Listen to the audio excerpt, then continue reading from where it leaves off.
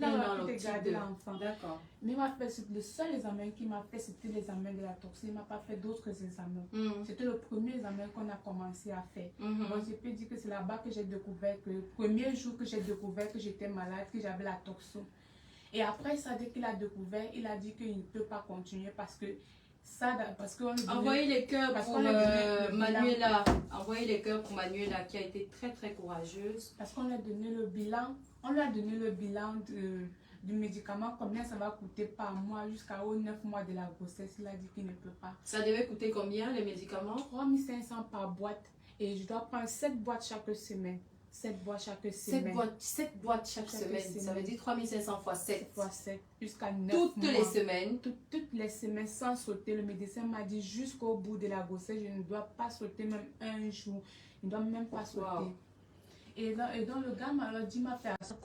Si, l'appel coupe la vidéo. D'accord, désolée madame. Ok, on peut continuer. Envoyez les cœurs, vous partagez s'il vous plaît. Le volume est bas, les gens se plaignent du volume bas. Tu parles très bas. Oui, est-ce qu'il y a encore le son? J'espère qu'il y a encore le son parce que parfois l'appel coupe le son du live. Oui, madame me disait, lorsque je suis allée vers sa mère, j'ai dit à sa mère, j'ai expliqué la situation à sa mère. Sa mère me dit que c'est son fils de décider. Elle ne peut rien dire. C'est sa maman qui te dit ça? C'est sa maman qui me dit, elle me dit que tu connais combien mon fils touche, non? Je dis que oui, maman. Elle me dit que tu sais qu'il touche combien? J'ai dit qu'il m'a dit qu'il touche 50 000. Elle me dit que voilà. Avec 50 000, tu penses qu'il est prêt à prendre une femme pour maintenant? Je n'ai pas répondu. Après, c'est sa maman qui te demande que... Après, elle me demande si avec 50 000, son fils peut prendre charge d'une femme maintenant. Ah oui! Mais il peut monter sur une femme avec 50 000 par mois. D'accord. Il a dit que maman, je ne sais pas. Mais tout ce que je sais, c'est qu'il y a des hommes là dehors qui ne touchent même pas 50 000, mais qui sortent chaque fois pour aller chercher, pour prendre soin de leurs enfants. C'est ce que je leur ai dit. Et après, elle m'a dit que, ok, si c'est question de manger, je peux venir manger là-bas quand je veux. Moi, j'habite à Villa, j'habite à Bepanda, eux habitent à Dorbassi. Bon, ça revenait un peu comme si je postais ton histoire, si on allait, tu sais qu'on allait dire que j'ai inventé, non? Si c'est moi qui postais ça. Donc, ta belle-mère, enfin, la supposée belle-maman te dit que eux habitaient au Andobassi et toi tu habitais à Village. À Bepanda, ici à Bepanda. Oui. Donc tu devais quitter Bepanda tous les jours pour aller manger à Village et rentrer chez toi. Et donc lorsqu'elle m'a donc dit ça, j'étais un peu désolée. C'est pas possible. Je ne sais pas quoi dire. Envoyez les cœurs à Manuela, partagez les lives aussi. Je suis donc rentrée dans la maison. J'ai expliqué cela à ma grand avec qui je vis. Elle m'a d'abord premièrement où j'ai fait mon examen. Je lui ai dit que je suis dans un centre de santé. Ah, ça? Je dis que c'est l'homme là qui m'a amené là-bas pour faire mon suivi de grossesse. Elle me dit jamais de la vie. L'homme là, le tonton des tontons. Oui, qui ne doit pas me faire suivre dans un centre de santé, mieux m'amène dans un hôpital public. Et là maintenant alors, je fait appel au gars. Le gars m'a dit que je t'ai dit que je ne suis plus par rapport à toi. Pourquoi tu ne fais que m'insister? Mais jusqu'à là, il s'est déplacé toujours pour m'amener à l'hôpital. Et il m'a amené dans l'hôpital. On arrive dans l'hôpital là-bas, on lui dit que on va faire d'autres examens. Il me dit qu'il ne peut pas parce que ses moyens ne lui permettent pas. Jusqu'à là, le gars, j'ai supplié le gars, on s'est entendu. Il a payé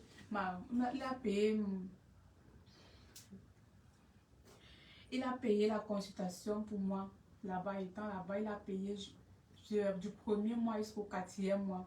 Après ça, je suis tombée malade. Je suis tombée gravement malade. Le gars m'a dit que c'est franchement ici qu'il ne peut plus s'en sortir parce que d'abord, les boîtes de torso qu'il m'achète, les remèdes, il ne peut pas. D'abord, à noter que lorsque même le remède est fini, le monsieur en question, il a quel âge? Il a 36 ans. 36 ans. Il n'est pas marié, il est célibataire, pas d'enfant. Et il vit chez sa mère. Il vit chez ses parents. À noter mais d'abord que lorsque mes médicaments finissent, lorsque je le fais finir, lorsque l'occasion finit, tout finit, je suis obligée de lui dire que c'est fini. Il me dit de venir avec l'ordonnance du médecin. Si je n'ai pas l'ordonnance du médecin, il ne m'achète rien qu'on remette. Cela, je suis dépassée. Je dis que comment pour acheter un médicament, je dois venir avec de l'ordonnance. L'enfant, il me dit que c'est comme ça. Je dois venir avec l'ordonnance pour qu'il m'achète le médicament. Je dis que comment le médecin peut donner 2 ordonnances par mois ou bien par semaine. Quand le fait finit, normalement, on doit acheter encore. Il me dit que s'il n'y a pas l'ordonnance, il ne m'achète pas, il ne m'achète rien. Tout ce qu'il a pu faire pour moi, c'est déjà bon comme ça. Et Donc, je dois rester tranquille. J'ai fait dans une crise. Tout le temps, j'étais toujours stressée. J'avais toujours la tension haute. J'avais pris un poids excessif et tout. J'étais toujours stressée. C'est à ce moment-là maintenant que le médecin m'a dit que si je continue ainsi, je risque de perdre ma vie et perdre l'enfant même en même temps. Je ne dois pas continuer à être stressée comme ça. Tu sais déjà une grossesse à risque. Oui, le médecin m'a dit cela. Je l'ai fait pas. Il a dit que ce n'est pas son souci. Là maintenant, lorsqu'il m'a dit que ce n'est pas son problème, qu'il ne me gère pas. Et là maintenant, il est parti pour de bon. Il est parti pour de bon. J'étais à 4 mois de grossesse. Il est parti pour de bon, ça veut dire quoi? Il t'a bloqué? Il m'a bloqué. Il m'a plus rappelé, plus jamais de la vie. Et toi, tu as essayé de le recontacter par la suite? J'ai essayé de le recontacter, mais il m'a carrément dit qu'il ne veut plus. Là maintenant, notez même que j'ai même perdu même mon travail de secrétaire que j'exerçais, puisque mon patron a chuté. Il n'avait plus de moyens pour pouvoir nous payer. Et il me devait même déjà 5 mois de loyer. Et moi, je ne pouvais 5 mois de salaire, tu veux dire? 5 mois de salaire, d'arrière de salaire. Pardon. Il me devait. Il ne pouvait plus me payer. J'ai donc quitté. Je suis restée à la maison. Après m'être rétablie. C'était un gars d'où? C'était un Bouddha. Après m'être rétablie. Excusez-moi. Vas-y, ma chérie. Après m'être rétablie maintenant, madame, lorsque je me suis rétablie, je suis restée à la maison. Je n'avais pas de quoi pour poursuivre la grossesse, ni même manger. Et donc, je suis donc restée. J'ai pris mon téléphone, j'ai manipulé. Je suis tombée donc sur une publication qui disait recherche d'une ménagère. Et il y avait le numéro en bas. J'ai donc relevé le contact, j'ai appelé la dame.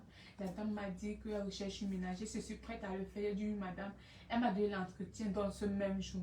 Je suis donc allée, j'ai entretenu la dame. La dame m'a dit si je peux faire le travail de ménagère correctement. J'ai dit que madame, à la liste, je peux tout faire. Parce que j'ai perdu mon travail et je suis enceinte. Et il n'y a personne pour m'aider. Je pleure parce que lorsque je pense à ce que j'ai fait sur la dame. Enlève la caméra sur elle. Ma chérie, écoute, tu sais, le plus important dans la vie, c'est de faire face à ses faiblesses. Si tu ne peux pas affronter tes faiblesses, ça veut dire que tu ne peux pas avancer. D'accord? C'est une histoire qui est passée et tu dois pouvoir la raconter fièrement parce que, Dieu merci, oh non, calme-toi. Calme-toi, non, ne la filme plus. Calme-toi, ça va, d'accord? Ça va. Ça va. Écoute, aucun homme sur la terre ne mérite de te faire pleurer. Je dis aucun. Même si c'est Barack Obama, il n'a pas le droit de te faire pleurer. Tu dois te dire qu'en tant que femme, tu vaux de l'or. Tu vaux tellement de choses. Il y a des relations ici dans lesquelles tu te mets et qui te freinent même pratiquement. Il y a des ruptures qui arrivent dans la vie et on se dit qu'on a tout perdu. On se dit qu'on va mourir. Et après, bim! Ton soleil brille. Je ne t'ai pas connue quand tu étais enceinte, mais je suppose que tu as un éclat beaucoup plus important maintenant qu'à l'époque où tu traversais tout ce que tu traversais. Oui, madame. Voilà. Alors tu dois te dire que le papa de cet enfant-là, il doit se trouver. Normalement, il doit être dans une posture où c'est lui qui doit être en train de pleurer. Il doit être en train de se dire, mais qu'est-ce que j'ai fait? Mais qu'est-ce que j'ai fait à Manuela? Mais j'ai mon enfant quelque part à Douala. Mais s'il te voit, imagine un seul instant qu'il tombe sur ce live et qu'il te voit dans cet état. Tu peux comprendre qu'il va se dire que c'est lui qui a gagné. Est-ce que tu sais qu'il y a un Dieu pour les orphelins?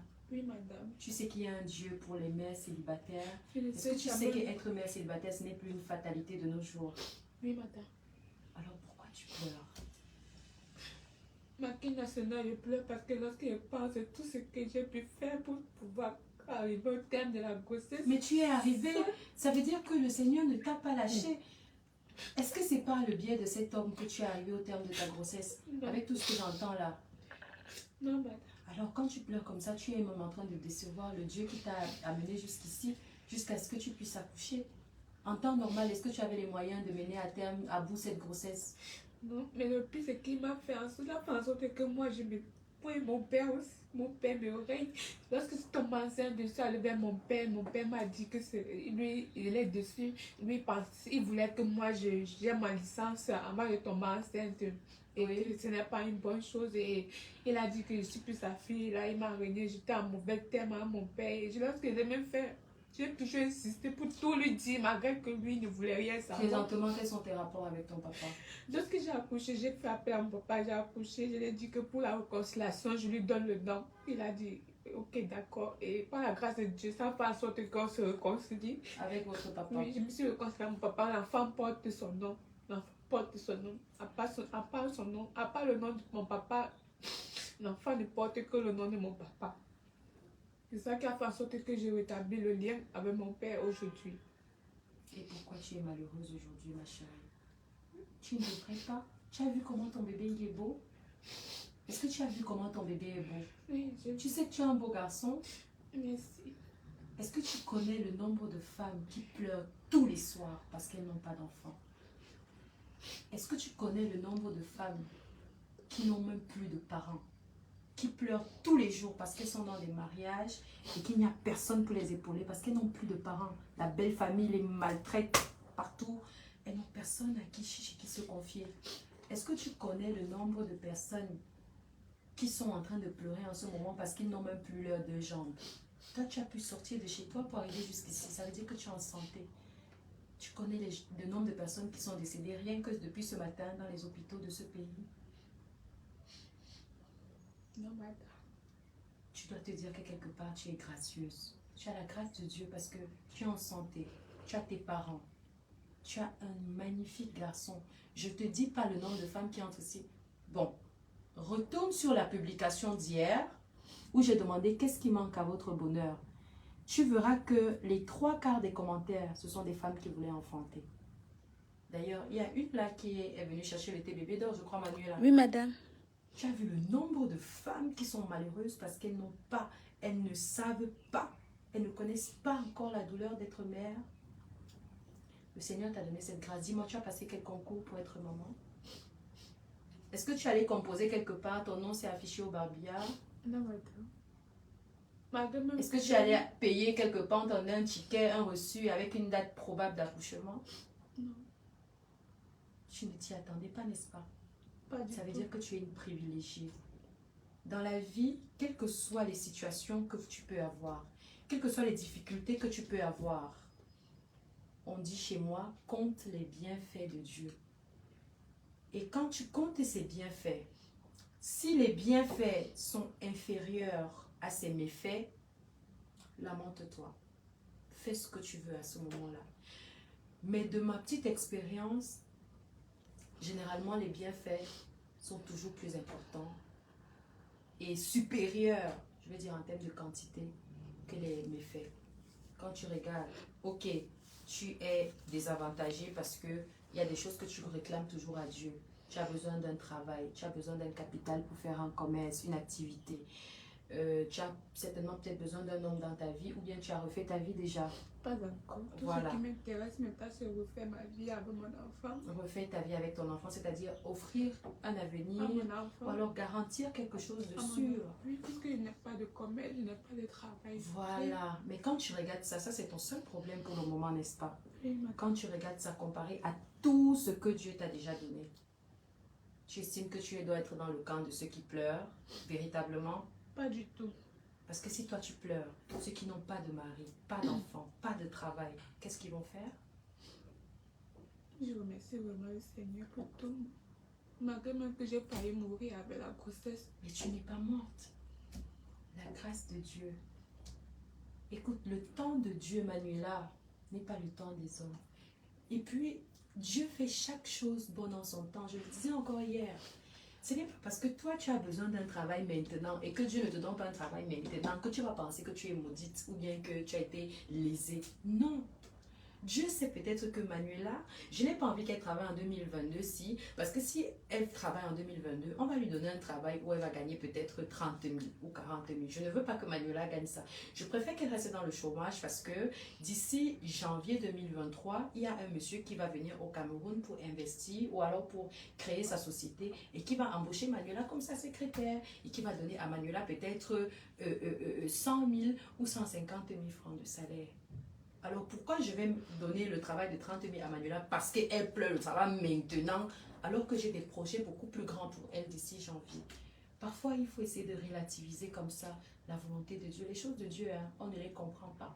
On ne cherche même pas à les comprendre parce que si on essaye, ce sera à nos risques et périls et ce sera de toutes les manières en vain. Parce que personne ne sait ce qu'il pense, ce monsieur qui est là-haut. il fait exactement ce qu'il veut, quand il veut et comme il veut. Et généralement, sa volonté est toujours, je veux dire quoi, ses décisions sont toujours les meilleures. Tu vas me donner raison plus tard. J'espère que tu reviendras ici, devant mon live pour témoigner. Exactement, madame. D'accord. Donc malheureusement, on ne va pas montrer ton bébé parce qu'il est trop petit. Je ne veux pas qu'on le montre, mais déjà, voilà, il est très mignon, il est très beau. Contente-toi de ce bijou que Dieu t'a donné. Tu dois vivre pour lui, tu dois sourire pour lui. Quand tu es une mère d'enfant, tu as des responsabilités et tu as des obligations telles que ton enfant ne doit jamais voir tes larmes. J'espère que tu ne pleures jamais devant lui. Parce que ce n'est pas parce qu'il est bébé qu'il ne voit pas. Attention, les bébés voient, les bébés parlent. Sauf qu'ils parlent un langage que toi, tu ne comprends pas. Exactement, je cause toujours avec lui, je lui raconte mes situations et tout. S'il ne me comprenait pas, c'est qu'il ne devait pas faire en sorte que je gagne cet argent parce que c'est grâce à lui qu'il a pu toucher votre cœur en fait que je puisse gagner. C'est grâce à Dieu aussi parce qu'il y avait plus de 2000 commentaires. Et si sur 2000 commentaires, moi je suis tombée sur le tien, ça veut dire que c'est Dieu qui a voulu que tu sois parmi les gagnants de ce jour. D'accord? D'accord, madame. Francine, je suis en live, s'il te plaît, je te rappelle. D'accord? D'accord, madame. Donc, tu t'es calmée. Tu vas m'afficher un joli sourire parce que là, je vais demander qu'on retourne la caméra sur toi. Ton sourire le plus beau, c'est lequel? Non, plus large que ça. Alors, c'est bon. Voilà, tu es magnifique en plus. Merci. Voilà. Donc, il y a Manuela. Il y avait qui? Mokam. Il faut m'appeler Mokam Penka Cabrel. D'accord, madame. Manuela, je vais finir avec elle. Je vais finir avec Manuela. Manuela, tu pleureras plus jamais de ta vie. D'accord? En tout cas, pas devant moi. Ok? Attends. Je ne t'ai pas encore donné ton argent. Tu m'as pas dit. Qu'est-ce que tu vas faire de cet argent dans un premier temps? Je veux faire. Puisque je suis experte en commerce. Tu es experte en commerce. Oui, ça veut dire quoi, experte en commerce? C'est-à-dire, j'ai un grand don dans le commerce et dans le marketing. Je peux vendre n'importe quoi et à n'importe combien de... Bon, lorsque je récupère, oui. Tu es talentueuse alors. Je suis très forte dans le commerce. Tu peux vendre n'importe quoi à n'importe qui. Oui, à n'importe qui. Parce que... Manuela, tu es sûre? Oui, madame, je suis sûre. Are you sure? Yes, madame.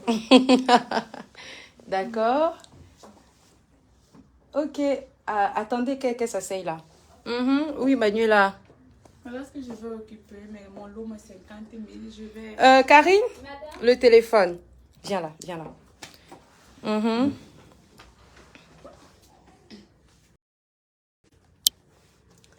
Manuela, tu vois, les malamiens disent que tu es très belle. Merci. Ça veut dire que tu peux même trouver un bon chéri là. Non, Manuela ne veut pas le gars pour le moment. Laissez Manuela, elle ne veut pas le gars. C'est mon capital. C'est ton capital. Tu as dit que tu vas faire quoi? Qu'est-ce que tu vas faire? Je vais ouvrir. Normalement, je voulais faire la vente en ligne, mes cacahuètes, mais les choses sont devenues très chères. Je ne peux plus retourner. Donc, tu as décidé que tu vas vendre quoi? J'ai décidé de faire le bouillon. Je vais acheter... Tu sais faire le bouillon? Oui. Je suis sûre que tu sais préparer le bouillon. Tu sais, non, c'est pour la restauration, c'est très fort là à l'intérieur. Même comme je n'ai pas fait de formation, c'est très bien cuisiné. Ah oui? C'est mon rêve même d'avoir un restaurant plus tard. Mon rêve. Ah, attends, je vais mettre la clé. Il commence à faire chaud. Bon, je vais acheter le matériel pour faire le bouillon. Je vais me renseigner dans Et tu as déjà un espace où tu vas vendre ton bouillon? Je vais me renseigner dans les bacs, puisque je vis au milieu de la route. Un carrefour.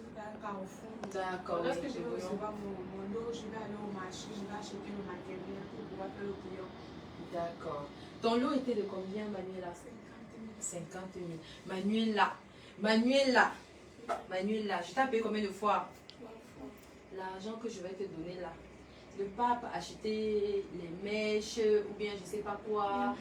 Tu sors, tu pars acheter ton matériel pour ton bouillon, même si tu n'as pas encore trouvé l'espace. Tu achètes ta marmite, non, tu as la marmite, je suppose. Tu achètes, je sais pas, tes condiments, tes trucs que tu vas acheter, tes plats, je suppose qu'il te faut les plats. Voilà, tu achètes tout ce qu'il te faut, tu poses là avant de vouloir te faire plaisir. Parce que le diable est très fort. Le diable peut faire le genre que dès que tu récupères ton argent là, Après, tu sors là, un problème surgit.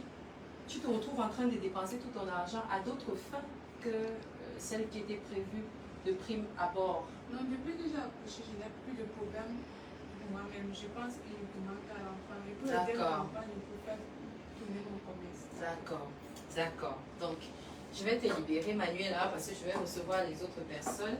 Je vais te donner les 50 000 que tu as gagnés. Et j'attends le feedback et ton témoignage. 1, 2, 3, 4, 5. Si ton commerce grandit et que tu me donnes des retours positifs de ton commerce, tu reviens ici pour qu'on agrandisse ton capital. Parce que tu es désormais une malamienne. Et les malamiens ne doivent pas souffrir. D'accord? Tiens, voilà tes 50 000. Non, non, non, non, non, non. Pourquoi tu fais ça? Prends normalement. Vas-y. Voilà. De rien, mon cœur. Ok? Tu vas, tu utilises ça bien. Et puis, tu me fais un bon business. Alors, je pense que je ne pourras pas me faire un business plan, mais je veux juste que tu me donnes des nouvelles de temps en temps. Maman Ivana, ça va, j'ai pu faire ci, j'ai pu faire ça, tout va bien. Maintenant, quand tu reviens ici et que tu me donnes un bon rapport, parce qu'il y a des gens qui commencent leurs activités. Moi, j'ai commencé mes activités avec 10 000 francs. Mais je ne vais pas développer ça aujourd'hui. Peut-être une prochaine fois. Mais moi, j'ai commencé avec 10 000 francs. Je n'avais jamais eu un capital de 50 000. Donc, si tu utilises ça bien, ça veut dire que ça va se fructifier. Et si tu reviens me dire ici, Maman Ivana, voilà ce que j'ai pu faire de l'argent que tu m'as donné, je vais agrandir ton commerce. D'accord? Tu prends soin de toi et tu prends soin de notre bébé Malamien. D'accord? Au revoir, ma puce. Au revoir, merci beaucoup. De rien. Là, on a... Attends, je vais cocher Manuela. Il y a Raina tout qui est partie déjà. Oui, elle a gagné un emploi. Oui, madame. Ok, là on a, je suppose que ça c'est Mokam Penka. Michel, il n'y a pas Michel ici. Je vois Mokam Penka Cabrel Road. Ah ok, non, non, non, j'ai demandé que tu fasses entrer. Mokam c'est pour la consultation. Non, non, non. Je reçois d'abord Mokam Penka. Oui, oui. Donc, les malamiens, je suis contente. Je suis contente parce que,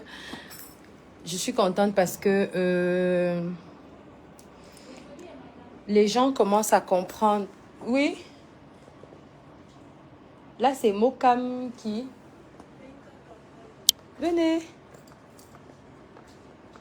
Mokam Penka Cabrel. Voilà, ça c'est le nom que j'ai ici, chez moi. Ok. C'est vous qui venez pour la pension. Asseyez-vous. Vous allez nous raconter rapidement qu'est-ce qui s'est passé.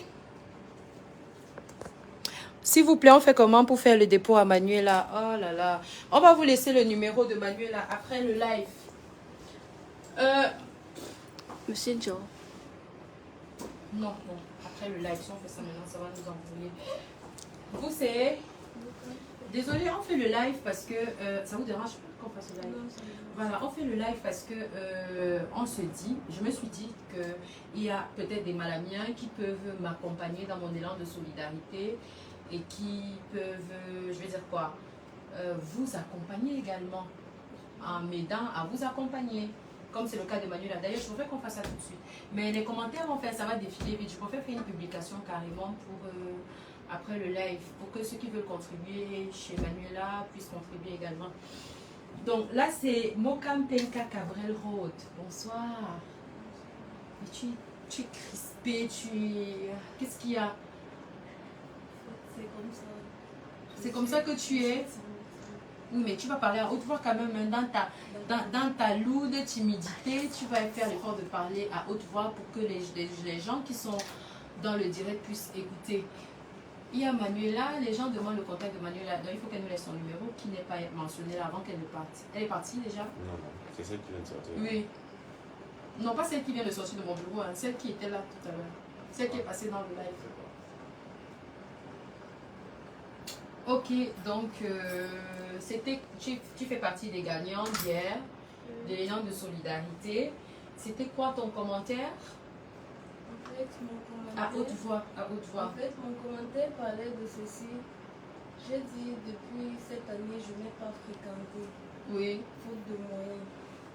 Donc, l'année Non, tu n'es pas passée- obligé de regarder la caméra. Hein. L'année passée, j'ai fait le probatoire en cours du soir. Oui. Mais Pourquoi en cette cours du année, soir? J'ai fait un cours du soir toujours parce qu'il n'y avait pas de moyens. Pour les faire en cours de jour.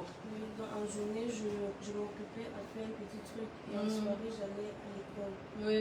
Mais je n'ai pas obtenu. Et cette année, il n'y avait pas de moyens. Oui. J'ai donc décidé de laisser. Oui. Parce que j'aimerais vraiment y retourner. Tes parents, ils sont où? Donc, je vis ici avec ma mère, avec mes petits frères et soeurs. Et- Mon père, il est à la Foussant.